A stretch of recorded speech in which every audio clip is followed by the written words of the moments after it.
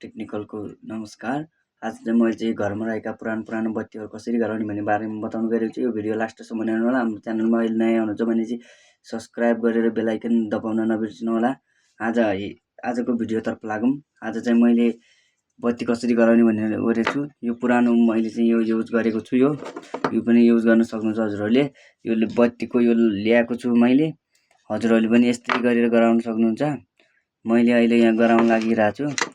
हेर्नु होला भिडियो लास्टसम्म हेर्नु होला। हेरेपछि मात्रै हजुरहरूले बुझ्नुहुन्छ। म चाहिँ यो राम्रोसँग मिलाएँ। हजुरहरूले पनि यस्तै गरी गराउनु होला घरमा रहेका पुरानो बत्तीहरू। अनि त्यहाँबाट मैले यिनी रड यो बत्ती हेर्न सक्नुहुन्छ। यो बत्तीको रड हो यो। यिनी रड हुन्। यिनी रड मैले यहाँ मिलाइदिएँ। यो रड मिलाएँ मैले यहाँ। राम्रोसँग रड मिलाउनु होला, नत्र बत्ती बल्दैन फेरि। यो रड मिलाएँ। यो बिग्रेको छ लास्टै।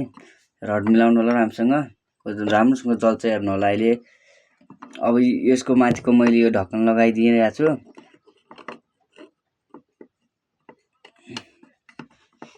राम्रोसँग यो ढक्कन लगाउनु होला। हेर्न सक्नुहुन्छ मैले राम्रोसित यो ढक्कन लगाएँ। यो अब रेडी भयो।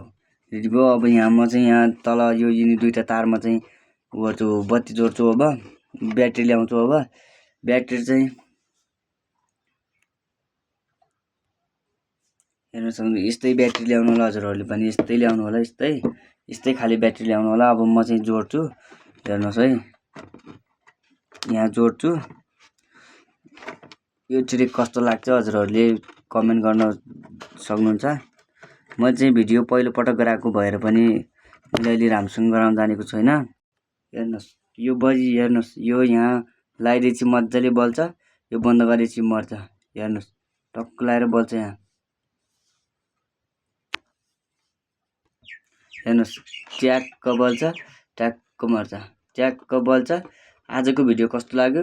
भिडियो मन परे लाइक, शेयर, सब्स्क्राइब गर्न नबिर्सनु होला। आज भिडियो यति नै।